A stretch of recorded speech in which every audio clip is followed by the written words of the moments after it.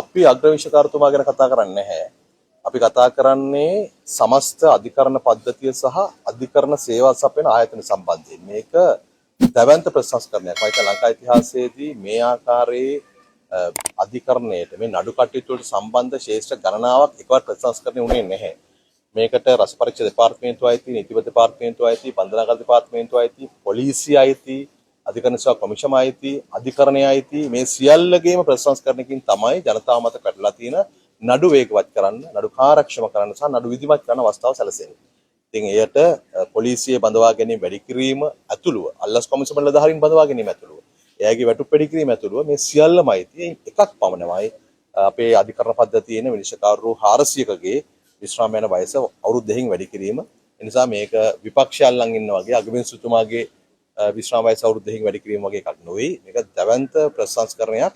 ඒක ඇතුලේ තමයි විනිශ්චයකාරුන්ගේත් වයස අවුරුදු 2කින් වැඩි වෙන්නේ.